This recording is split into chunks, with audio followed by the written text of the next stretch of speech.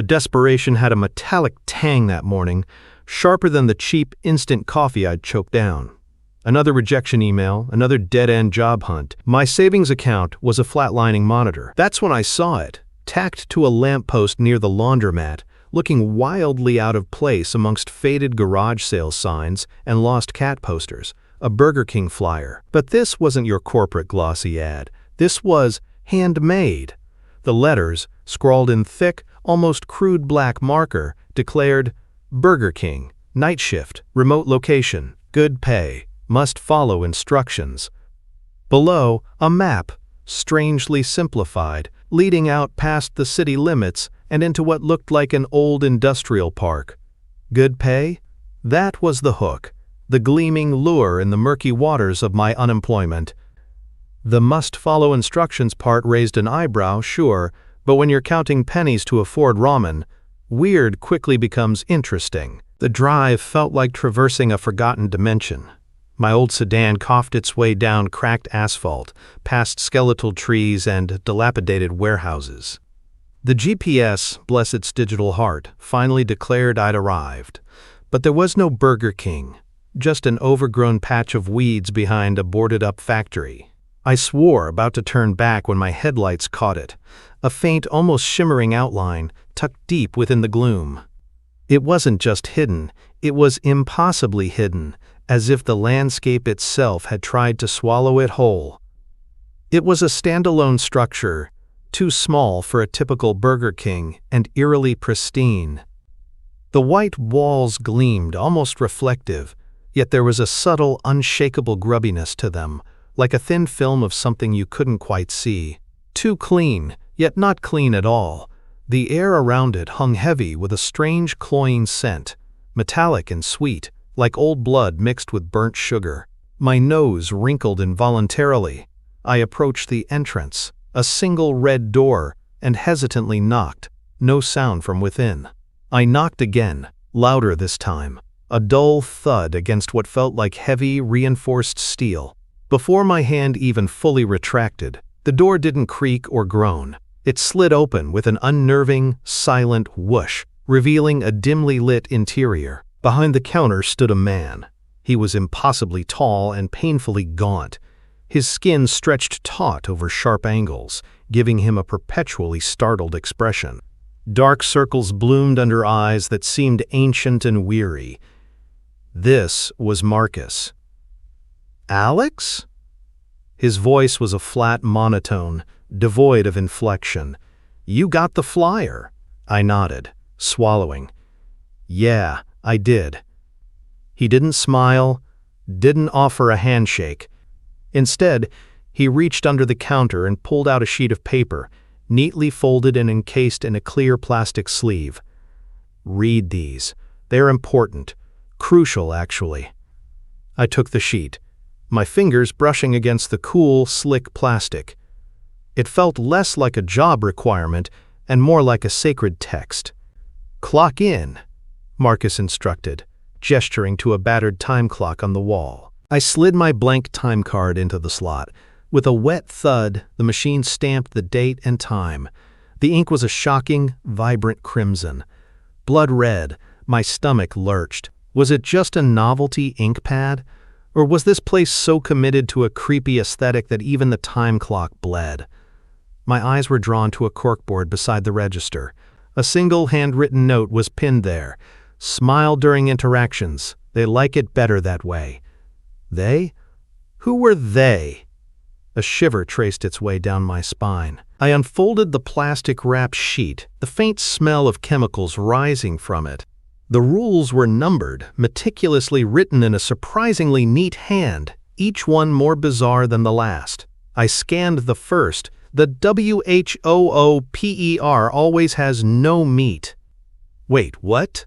My eyes darted to the next. If you see a man in a crown, do not acknowledge him. Okay, this is getting ridiculous. Then came the one about the fryers. The fryers will shut off at 3:33 a.m. Do not attempt to restart them until 5 a.m. Do not look directly into them at this time. Directly into them, what would be in there? My breath hitched as I read about the back door.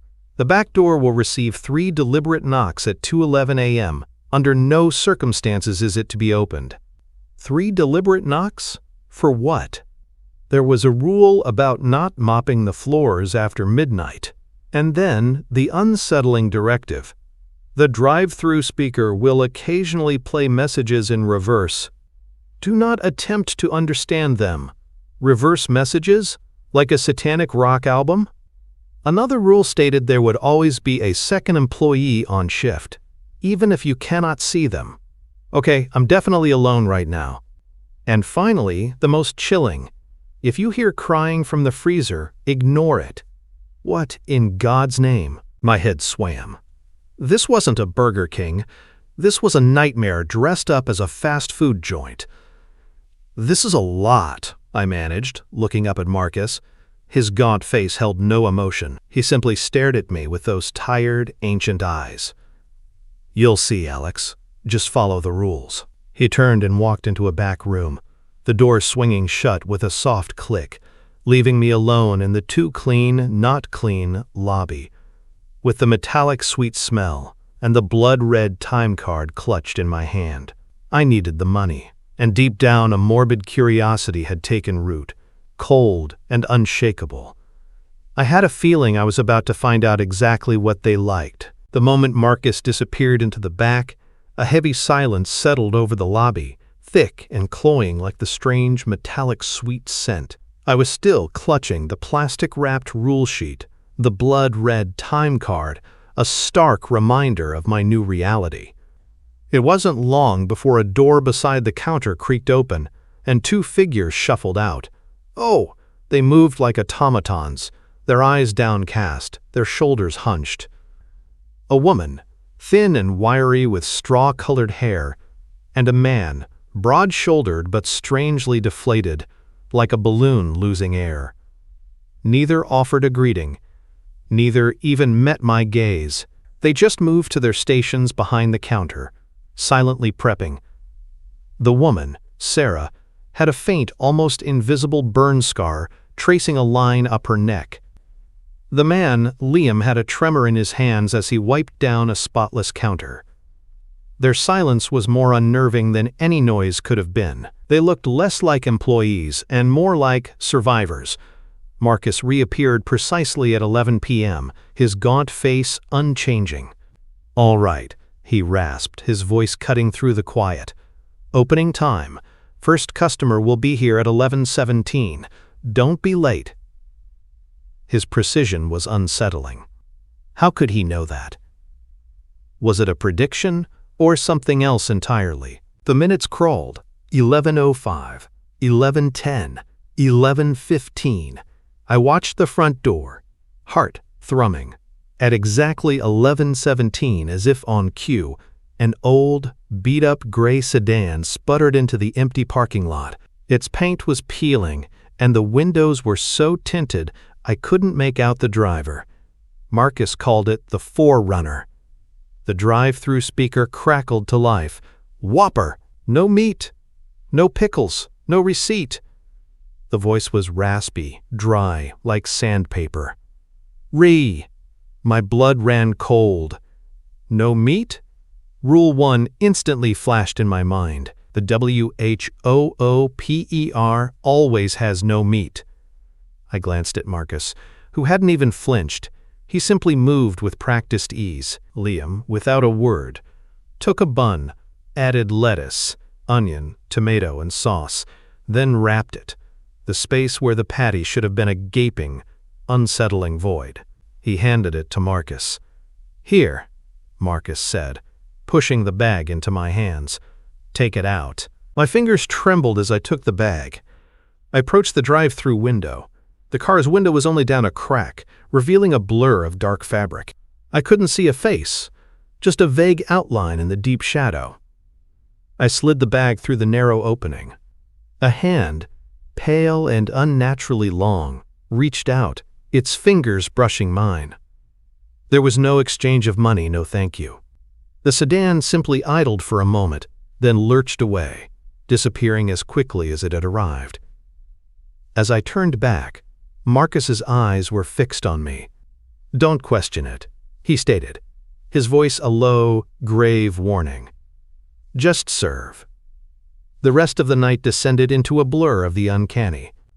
Customer after customer arrived, almost all by drive-through. They were silent. Their faces were often indistinct, like static on a screen, or blurry, as if seen through a heat haze. They paid with exact change, coins rattling eerily into the tray, never speaking, never making eye contact. The air in the restaurant grew heavier with each passing hour, the metallic sweet scent intensifying. It was a conveyor belt of the unnatural, and we, the staff, were merely cogs in its strange machinery. Around 1:45 a.m., a low hum started emanating from the fryers. It wasn't the usual cooking sound. It was deeper, more resonant, vibrating through the floor. The oil seemed to churn with an unnatural vigor, small tendrils of smoke curling off its surface, even though nothing was frying. Sarah, who had been wiping down the counter for what felt like hours, paused.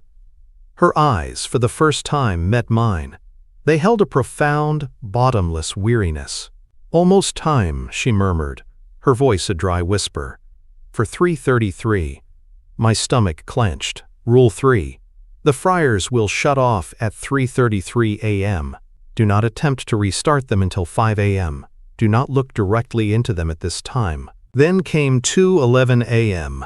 3 distinct, deliberate knocks echoed from the back door, reverberating through the entire building. Thump, thump, thump. Not casual knocks, but heavy, rhythmic impacts that sounded less like a hand and more like a heavy mallet.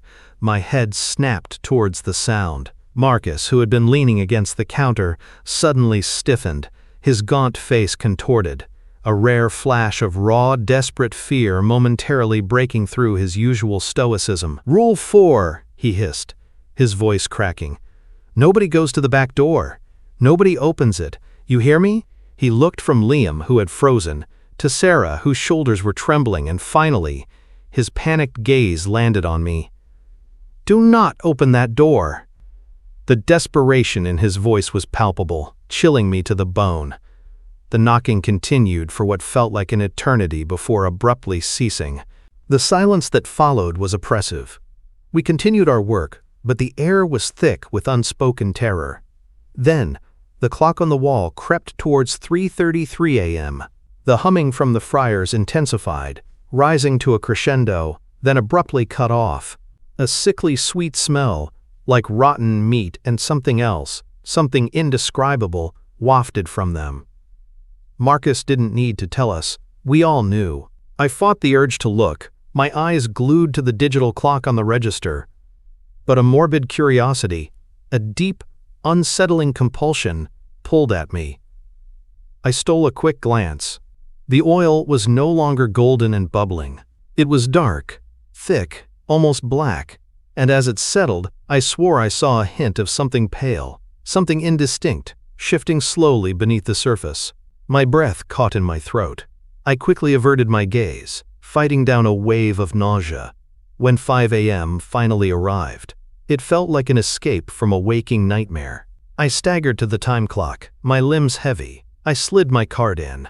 This time, the machine stamped a warm, iridescent gold. Not blood red, gold. What did that mean? Marcus stood by the exit, his face even more sunken than when I arrived. "The last guy," he mumbled, his voice barely a whisper. "He didn't show up after his first night, said he couldn't take it, said he wouldn't be back." He paused, his eyes drilling into mine. "He hasn't been seen since." A warning? Or a threat, I wasn't sure. As I drove away, the faint glow of dawn barely touching the horizon, the Burger King vanished into the pre-dawn gloom as if it had never existed. My mind screamed at me to never return, to run far away and forget everything I had seen. But a strange, inexplicable compulsion, cold and irresistible, had taken root deep within me. Despite the terror, despite the bizarre rules and the unsettling customers, I knew, with a certainty that defied all logic, that I would be back. The morning after my first shift, I tried to rationalize it all away. Exhaustion, a vivid dream, too much caffeine. But the blood-red stain on my time card, followed by the impossible gold, felt too real. I even found a faint trace of that metallic sweet scent clinging to my clothes. Despite the terror, a strange, undeniable pull tugged at me. It wasn't just the money, though that was still desperately needed.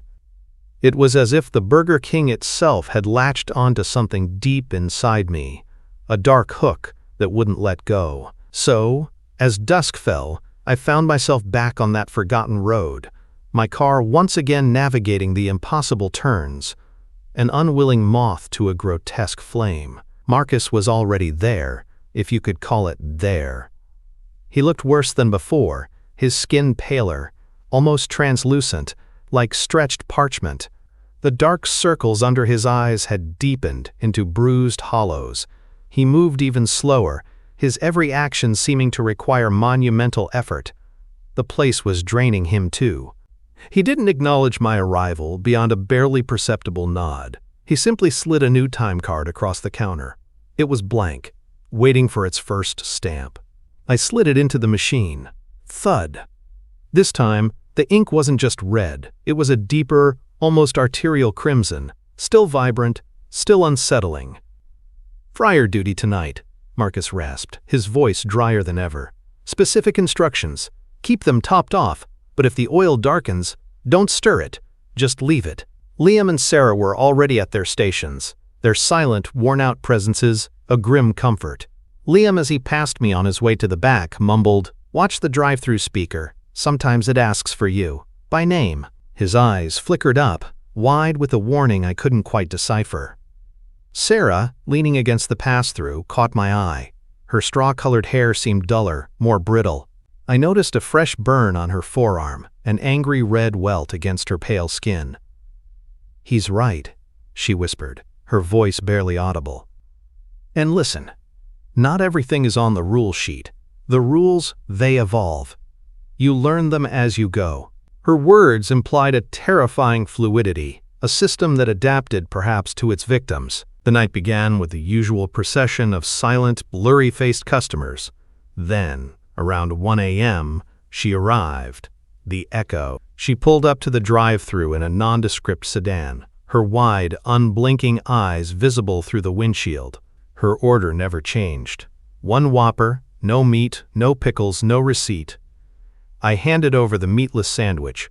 Her fingers, long and thin, brushed mine. Her eyes were unsettlingly wide, yet somehow vacant. She came back 20 minutes later. The same car, the same order.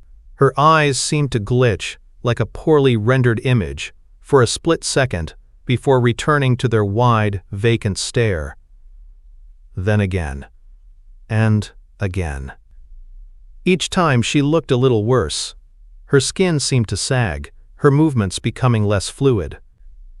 By her 5th return, her mouth seemed too wide, stretching unnaturally when she spoke, an unsettling rictus. Then came the drive-through speaker's turn. It was 2 a.m. The speaker crackled to life, but it wasn't a customer's voice, it was my voice. My own voice, clear as a bell, speaking my name. "Alex, come to the back room. There's something important I need to show you." My heart hammered against my ribs. Marcus's warning about the reverse messages flashed through my mind, but this wasn't reversed. This was a direct, chilling invitation. I instinctively gripped the counter. This felt like a crucial test of instinct. My gut screamed no. I stayed put, my gaze fixed on the speaker, willing it to stop. It just kept repeating, "Alex, come to the back room." Minutes later, the Echo returned for the 9th time. This time, her skin was a ghastly gray, and as she opened her mouth to order, I saw it. Something segmented, like a large, pale worm, wriggling behind her tongue. It was thin, almost translucent, and it twitched. I gasped, horrified, and slammed the drive-through window shut with a violent thud. Sarah was at my side in an instant, her hand on my arm. "The Echo," she said, her voice flat. "She's a repeater. They get worse." She looked at me, her eyes filled with a weary understanding. "You did good. Don't let them in." At 3:33 a.m., the fryers hummed louder than the night before, then abruptly cut off, plunging the kitchen into a deeper quiet. This time, the smell wasn't just foul. It was overwhelmingly specific. Wet hair. Singed, wet hair. I fought the urge to look. Sarah was already there, grabbing the metal lids and clamping them down, sealing the unspeakable within. "Don't look, Alex," she warned, her voice tight with strain. "Never look." Then, from the freezer, I heard it. A low, guttural hum, followed by distinct, ragged breathing sounds. Not crying this time, but something deeper, more alive. The freezer door vibrated subtly. Suddenly, the drive-through camera, mounted near the speaker, flickered. Instead of showing the empty parking lot, it displayed a distorted, grainy image of the lobby. But it wasn't the lobby as it was now. It showed me, sitting alone in a booth, my head in my hands. Then the image shifted to Marcus, standing motionless by the time clock, his face devoid of skin. Then Liam and Sarah, their bodies unnaturally twisted, working diligently. The camera flashed these impossible, unsettling views for a few seconds before returning to the regular, empty parking lot feed. The last customer of the night arrived just before 5 a.m. A small girl, no older than 5, in a pristine white dress. She looked completely normal, utterly out of place. She ordered a single onion ring. "For the salt," she said, her voice clear and sweet, yet somehow ancient. I handed it to her. She looked up, her innocent eyes meeting mine, and a faint, almost imperceptible smile touched her lips. Then she vanished, silently, into the night. I clocked out. The time card stamped gold again. As I drove away, the strange pull was stronger than ever. It wasn't just about survival anymore. This place, with its impossible customers and its bleeding clock, felt less like a fast food joint and more like a membrane between worlds. And I, Alex, was becoming its reluctant keeper. A threshold. The compulsion to return had solidified into a grim acceptance. The Burger King wasn't a job I took. It was a place I was drawn to, inextricably linked, like a bone to marrow. The frantic rationalizations of my first night had withered away, replaced by a cold, hard understanding. This wasn't a normal restaurant, and the things that happened here weren't normal. My role wasn't to question, but to observe, to follow the evolving rules, and to survive. As I pulled into the desolate parking lot for my third shift, I saw him. The Forerunner. He stood motionless near the rusted dumpsters, his silhouette massive against the faint glow of the distant city lights. The same beat-up gray sedan was parked haphazardly behind him. He wasn't doing anything, just standing there, an unmoving sentinel of the night. My gut clenched. I didn't meet his gaze, didn't even risk a glance. My eyes stayed fixed on the entrance, a new, primal instinct telling me that acknowledging him would be a grave mistake. Inside, the metallic sweet scent was stronger, almost suffocating. Marcus was a shadow of his former self, his movements painfully slow, his voice a dry rustle when he handed me my blood-red stamped time card. Liam and Sarah were already there, silently working, their faces pale and drawn.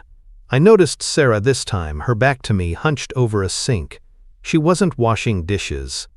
She was meticulously cleaning a knife. It was huge, wickedly sharp, and utterly unlike any kitchen utensil I'd ever seen.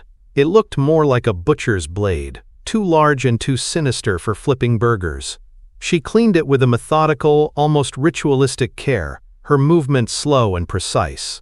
Marcus shuffled over to me, holding something small and rectangular, a VHS tape. Its label was faded, handwritten in blocky letters. His Majesty's address. "He's visiting tonight," Marcus rasped, his eyes fixed on the tape with a mixture of dread and reverence. "The King. You need to see this. Understand what he likes." He led me to the tiny, cramped break room I hadn't even realized existed on my previous shifts. A dusty, ancient TV and VCR sat on a small table. Marcus inserted the tape, the VCR chewing noisily before the screen flickered to life. The static cleared, revealing distorted, familiar Burger King commercials from what looked like the 80s. But something was terribly wrong. The jingle was off-key, warped, played in reverse for a split second before looping forward. The Burger King character, the King, looked different. His plastic face was cracked in places, showing glimpses of something dark beneath. His smile was too wide, grotesque, and his movements were jerky, unnatural, as if his limbs were controlled by unseen strings pulled by an inept puppeteer. There was a raw, primal hunger in his eyes, even through the cheap effects and the distortion. He wasn't acting, he was staring. Marcus pulled the tape out abruptly. "He's not a mascot, Alex," he said, his voice grave. "He's the sovereign, and he decides what happens here." He then produced a new, much larger rule card, this one almost entirely red, with a single, ominous heading printed in stark black letters: "Protocol for the Sovereign's Visit." I read the chilling instructions, my blood running cold. It commanded me not to speak, not to move, and under no circumstances to look directly at him. The final directive was to simply let him take whatever he wanted. Marcus leaned in close, his breath cold against my ear. "And an unwritten addendum, Alex. My experience. If he points at you, you go with him. Don't resist. Don't fight it. Just go." The unspoken implication hung heavy. Resistance would be far worse. As if on cue, the drive-through speaker crackled. It was the Forerunner again, his voice now deeper, rougher, like rocks grinding together. "Whopper. No meat." His silhouette, illuminated by the menu board, looked impossibly huge, filling the entire window. And through the driver's side, I saw it. One eye was milky white, like a blind animal's, and his mouth, when he opened it slightly, was full of small porcelain teeth, too numerous, too sharp. Then, the restaurant changed. The overhead lights in the lobby dimmed, pulsing faintly, casting long, dancing shadows. The menu boards, which had been glowing, suddenly went blank, the screens turning a dead, inky black. From the back, the fryers, usually humming with activity, began to hiss, a low, drawn-out sound like 1,000 angry snakes. The air crackled with a cold, oppressive energy. It felt like the entire building was holding its breath. The front door, which had been propped open, slowly swung shut with a soft click. And then he entered. He was towering, far larger than he appeared on the distorted VHS tape. His form was tattered, like a costume worn to shreds, but there was a terrifying solidity to him. The plastic mask was undeniably there, but behind the cracked facade, I could see them. Real, moving eyes. They were unsettlingly human, yet filled with an ancient, predatory intelligence. He emanated a smell that was cloying and primal, like damp earth mixed with rot and something else, something metallic and burnt. Marcus was rigid, his gaunt frame trembling almost imperceptibly. Sarah had frozen midwipe, her hand still clutching the large knife beneath the counter, her eyes wide with a silent terror I now shared.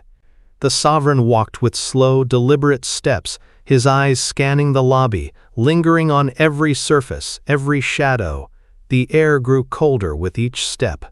He stopped in front of the counter, his gaze sweeping over the various prepared meatless Whoppers. With a single, fluid motion, he reached out, picked up one of the neatly wrapped sandwiches, and with a horrifying crunching sound, crushed it in his hand, the bread and vegetables compacting into a pulpy mess. He dropped it, then turned. And his real, moving eyes, behind the cracked plastic mask, fixed directly on me. His arm, slow and deliberate, rose. And he pointed. The sovereign's pointed finger felt like a physical blow, a jolt of pure, cold dread that rooted me to the spot. Marcus, seeing my paralysis, jolted to life. "Go, Alex! Now!" he hissed, his voice a frantic, desperate whisper. His command, combined with the unwritten addendum to Rule 13, severed my fear from my will. My legs moved without conscious thought, carrying me around the counter, past the frozen figures of Sarah and Marcus, and towards the back of the kitchen. The Sovereign stood by a section of the back wall I'd never noticed before. No door, but as I approached, a faint, almost invisible seam appeared, then widened, revealing an opening to a stairwell. It was dark, a yawning maw. The air that spilled out was thick and moist, heavy with the scent of damp earth and something metallic, like ancient rust. The Sovereign stepped inside, his immense silhouette momentarily filling the opening, then vanished into the gloom. I hesitated for a fraction of a second, but Marcus's desperate plea echoed in my mind. I took a breath that tasted of decay and followed. The steps descended steeply, slick with condensation. The only sound was the soft drip, drip, drip of water somewhere in the oppressive darkness, and a low, rhythmic hum that seemed to pulse from beneath my feet. It felt like I was walking into the throat of the earth, each step taking me further from the world I knew. The stairwell opened into a small circular room. It was barely lit by a single, sickly yellow bulb hanging precariously from the damp ceiling, casting long, wavering shadows. The walls were rough, unhewn stone, slimy with moisture. In the center, on a crudely fashioned pedestal made of stacked bricks, sat a crown. Casting goal, it was just cardboard. Flimsy, gold-painted cardboard, like something from a child's birthday party. But as my eyes adjusted to the dim light, I saw it wasn't just gold. It shimmered with an inner sickly light, pulsating faintly. The Sovereign stood beside it, motionless, his real eyes fixed on the crown. He didn't speak. He simply lifted one long, tattered finger and pointed at it. A wave of intense compulsion washed over me, overriding all sense of self-preservation. My hand, as if guided by an unseen force, reached out. My fingertips brushed the rough, painted cardboard, and then the world exploded, not in sound but in pure, unfiltered vision. Images, terrifying and grotesque, slammed into my mind, a rapid-fire assault of impossible realities. A sky of burning orange, choked with ash, where clouds boiled with screaming faces. The metallic shriek of the friars, not oil, but liquid fire, within which countless, unblinking eyes stared up from the churning depths. A customer at the drive-through window, her face contorting, then calmly peeling off her own skin like a fruit, revealing something pale and writhing beneath. A symphony of muffled screams that seemed to originate from the very walls of the Burger King. It was a cacophony of horror, a glimpse behind the veil, and it lasted only a few agonizing seconds, yet it burned itself into my consciousness. Then, silence. The vision snapped shut, leaving me gasping, trembling. I pulled my hand away from the crown as if burned. When I looked up, the Sovereign was gone. He had simply vanished, leaving me alone in the humid, humming underground room, the single yellow bulb casting its sickly glow on the ancient stone. My heart hammered against my ribs, echoing the insistent hum from the depths. I stumbled back up the stairs, my legs weak, my mind reeling from the impossible horrors I had witnessed. The kitchen was exactly as I had left it. Marcus was at the main terminal, his gaunt fingers dancing over keys, but the screen was dark, lifeless, as if he were performing some elaborate, meaningless ritual. Sarah was still scrubbing the floor near the friars, her movements frantic, almost violent, as if trying to scour away something unseen, clinging to the tiles. Liam, however, was gone. His station was empty, his usual quiet presence replaced by an even emptier void. No one looked at me. No one acknowledged my absence, or the chilling encounter I'd just had. It was as if I'd simply stepped away for a smoke break, not into an underworld. My body ached with a profound weariness that went beyond physical exhaustion. The metallic sweet scent in the air felt heavy, oppressive, clinging to my clothes, my skin, my very soul. I walked to the time clock, my hand fumbling for my card. I slid it in, bracing myself for the familiar red or the inexplicable gold. Thud. I pulled it out.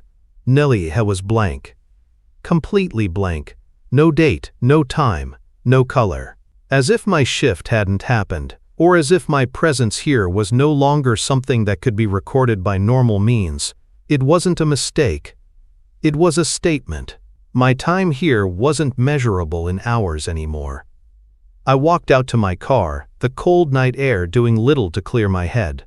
As I reached for the door handle, my fingers brushed against something hard in my pocket. I pulled it out. The cardboard crown. The flimsy, childlike crown from the underground room. It was just a prop, a cheap toy.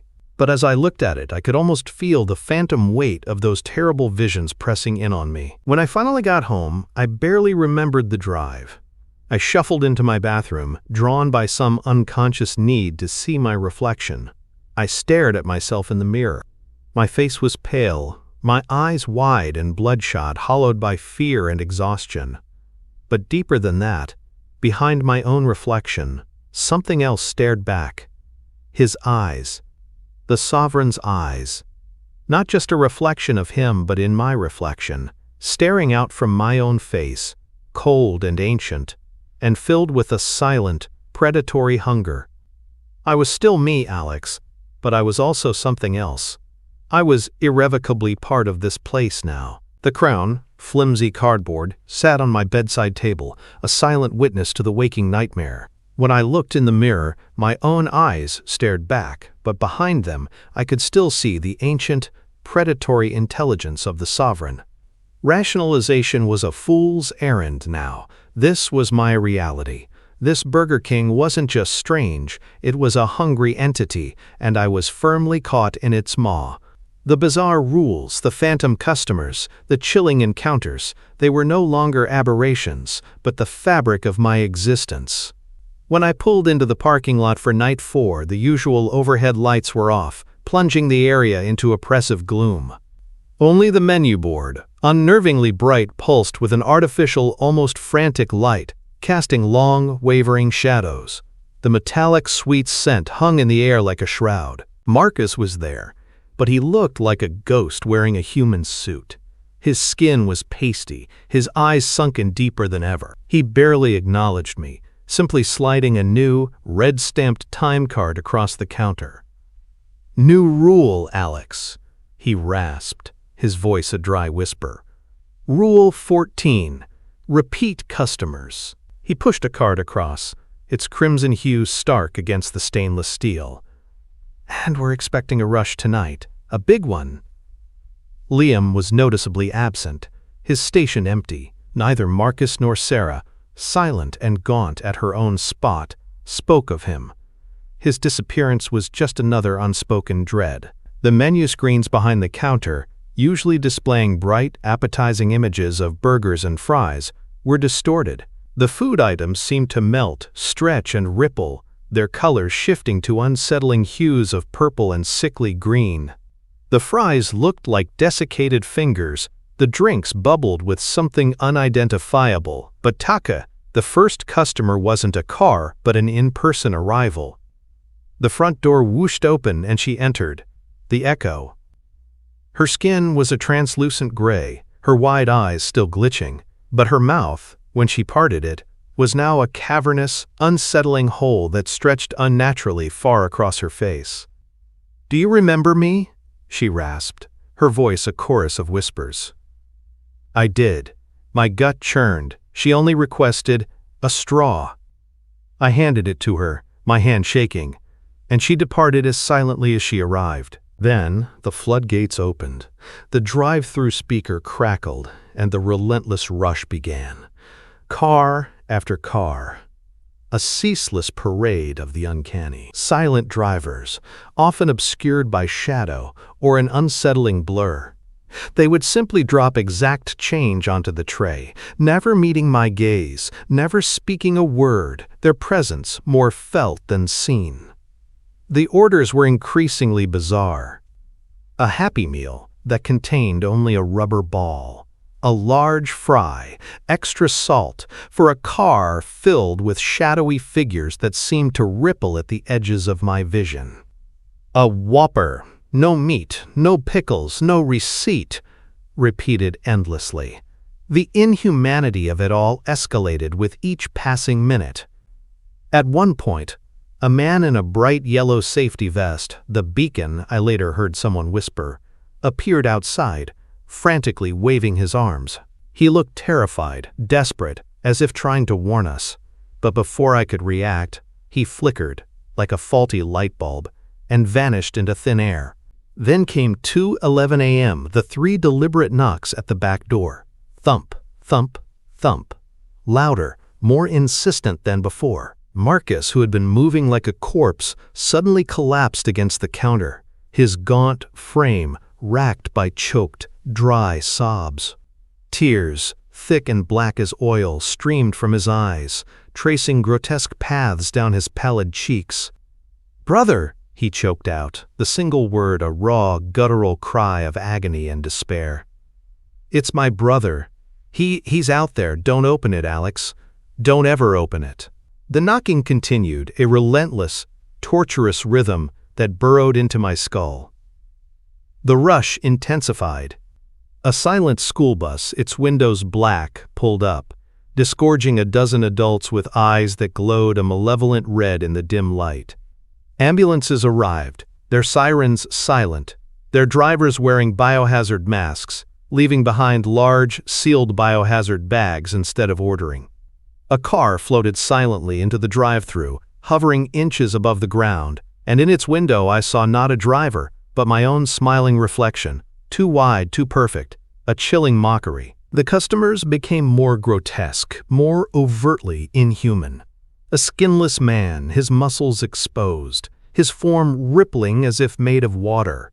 A woman whose body seemed to be composed of twisting vines, her eyes like dew-covered berries. A figure wearing a grinning pig mask, its snout dripping with something dark. Each one was worse than the last, pushing the boundaries of what my mind could comprehend. Marcus, despite his tears and tremors, kept urging us, his voice hoarse, "Keep serving. Don't stop. It's about balance. Keep serving." Time ceased to have meaning. My body moved on autopilot, hands scooping, wrapping, sliding. My mind a buzzing void. The metallic sweet smell grew so strong it tasted like blood in my mouth. My limbs ached, my eyes burned. Sarah, beside me, moved with a similar exhaustion. I noticed a trickle of blood running from her ear, down her jawline, but she seemed oblivious, her gaze fixed on the endless line of customers. Around 4:30 a.m., a low hum emanated from the tiny break room. I glanced over. The old TV, previously off, had flickered to life. The static cleared to reveal the sovereign, his cracked plastic mask filling the screen. His voice, a low rumble that resonated in my chest, filled the kitchen. "Do not let the flame die. Serve until they are full. If you fail, you will be the meal." Then, as abruptly as it began, the line of customers vanished at 5 a.m. The drive-through speaker went silent. The parking lot was empty save for my own car. The Burger King seemed to breathe a collective, exhausted sigh. Was stumbled to the time clock, my hand shaking as I inserted my blank card. Thud. I pulled it out. It was black. Not blood red, not gold, not blank. Just a solid, opaque black, like a piece of absorbed shadow. As I drove away, the faint pre-dawn light barely illuminating the road, I saw him. The masked watcher. A tall, dark figure stood silently by my car, his face obscured by a simple, featureless white mask.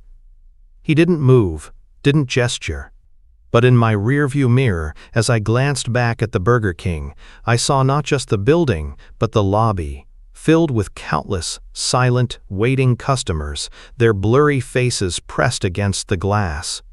They weren't gone, they were simply waiting. The rules weren't just to keep them out, I realized with a chilling certainty. They were also to keep me in. Sleep was a forgotten luxury.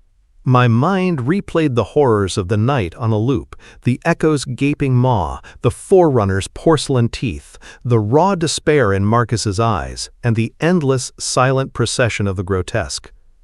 The sovereign's voice, a deep, resonant rumble, echoed in my skull. "Do not let the flame die. If you fail, you will be the meal. Every shadow in my small apartment seemed to writhe. Every creak of the old building sounded like the silent customers shuffling closer. The metallic sweet scent clung to me, a phantom odor that permeated everything. I sat on the edge of my bed, staring at the black time card I'd pulled from the clock. It was no longer simply black. It was absorbing the light around it. As I watched, a tiny crack appeared on its surface, then another, spreading like spiderwebs across the void. With a soft, almost inaudible sigh, the card crumbled. It didn't break apart or tear, it simply dissolved into a fine, dark ash that floated for a moment in the still air before settling on my palm, leaving no trace. It was complete. My time, my identity, my very essence, had been consumed. The sun had long set, and the oppressive darkness of 9 p.m. had settled over the city. I was just staring blankly at the wall when a soft, insistent knock came at my apartment door. I froze. No one ever visited me. I certainly hadn't told anyone where I lived. The knocking stopped, replaced by a faint rustling sound, then the soft scrape of paper against my floor. I crept to the door, peering through the peephole. The hallway was empty. But at the bottom of the door, a pristine white envelope had been slid underneath. My hands trembling, I picked it up. It felt cool, almost damp, against my skin. There was no address, no stamp, just a single thick, bone-white time card inside. On its surface, written in bold, stark red ink, was a single word: manager. The compulsion returned, stronger than ever, a cold, undeniable force that bypassed my logic and seized my will. This wasn't a choice anymore. It was an imperative. The Burger King was calling. The drive felt different this time. The usual terror was still there, a knot in my stomach, but it was overlaid with a strange sense of purpose, of inevitability. The desolate road seemed to welcome me, the darkness parting to reveal the impossible building. It didn't just hide anymore. It loomed, a monstrous, silent guardian of whatever horrors lay within. The pulsing menu board was its baleful eye, inviting me in. The front door whooshed open at my approach, silent as ever. The metallic sweet scent hit me like a physical blow, thicker, more concentrated than before. Inside, the restaurant was empty. No Marcus, no Sarah, no Liam, just the chilling silence. But it wasn't vacant. The air thrummed with a low, almost imperceptible hum, and then I heard it. Crying. But this was different from the muffled sobs from the freezer. This was a profound, raw weeping, filled with an ancient despair, coming from deeper within the building. I followed the sound. It led me to a previously unnoticed maintenance door tucked away behind the ice machine. It looked like any other utility door, bland and unremarked upon. But as I drew closer, the crying grew louder, more distinct.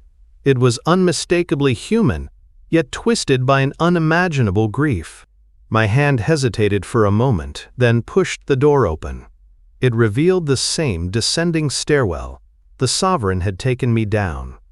The air was thick and moist, the stone steps slick. The crying echoed, drawing me deeper. Each step was a descent, not just into the earth, but into the heart of this impossible place. The oppressive hum, previously faint, grew louder, resonating in my bones. May. At the bottom, in the same small, damp, circular room where I'd encountered the sovereign, Marcus sat huddled on the floor, weeping. His gaunt frame shook uncontrollably. His eyes were wide, staring blankly ahead, and from them, thick, black tears, almost like crude oil, streamed down his face, leaving dark trails on his pale skin. "Marcus?" I whispered, my voice hoarse. He lifted his head, his gaze unfocused, but then his eyes landed on me, and a flicker of recognition, or perhaps resignation, crossed his face. "Alex," he choked out, his voice broken, ravaged. "You came back! You have to! His body was racked by another wave of sobs. "What's happening?" I asked, the words feeling futile and childish in the face of his utter despair. He looked around the small, cold room, then back at me. "I tried," he whispered, his voice raw. "I tried to rewrite the rules, to change things, but they are older than we are, older than this place." He wiped his bleeding eyes with a trembling hand, smearing the black tears across his face. "They are hunger, Alex," he confessed, his voice barely audible. "Wrapped in form, given rules, the only way to keep them out, or to keep them in, to keep them fed. Balance, Alex. It's always about balance." He looked up, his black-stained eyes meeting mine, filled with a profound, terrifying weariness. "This place, it's a threshold. And it needs a keeper. To tend the flame." He fumbled in his pocket, pulling out a small bone-white key. It looked ancient, smooth with age, and oddly warm. He pressed it into my palm. "Don't let the flame die," he repeated, his gaze intense, desperate. His hand closed over mine, transferring the key, and a cold certainty settled over me. He wasn't giving me a tool. He was passing on a burden. Settle low. Then, with a final, shuddering breath, Marcus pushed himself to his feet. His movements were slow but determined. He didn't look back. He simply turned and began to ascend the slick, stone steps, his frail form disappearing into the darkness of the stairwell. I stood there, watching him go, the bone-white key heavy in my hand, listening to the fading sound of his footsteps. He never re-emerged into the kitchen. He was gone. And I knew, with absolute certainty, that I was now alone in the heart of this impossible Burger King. The bone-white key felt strangely warm in my hand as I ascended the slick stone steps, leaving Marcus and his sorrow behind in that damp, humming underworld. His final words, "Don't let the flame die," echoed in my ears, intertwining with the Sovereign's earlier warning. I pushed open the maintenance door, stepping back into the kitchen. Hissa. The transformation was immediate and absolute. The harsh fluorescent lights that usually illuminated the space had shifted, bathing everything in a deep, pulsating red glow. It wasn't an ordinary red, but an angry, throbbing crimson that seemed to seep from the very walls. I looked at the menu boards. Every single screen, which had been blank or distorted, now flashed a single, repeating message in a stark white font: "Feed them." The words pulsed in sync with the lights, an urgent, terrifying command. Then, the drive-through speaker crackled, and my blood ran cold. It was my voice, clear and resonant, amplified through the speaker system, sounding utterly alien and authoritative. "Order for Alex. One last shift." The words were a pronouncement, a definitive end to any pretense of escape. My last shift. As what? From the register, a receipt began to unspool with an almost violent hiss. It didn't stop. It poured out, cascading onto the floor, a seemingly endless scroll of names, thousands upon thousands, blurring into an unreadable stream. Each name, I knew, was an order, a hunger that demanded to be sated. A movement to my left. Sarah. She stood at her usual station, but she was profoundly changed. Her skin, which had been pale and drawn, was now a uniform, sickly gray, almost like aged parchment.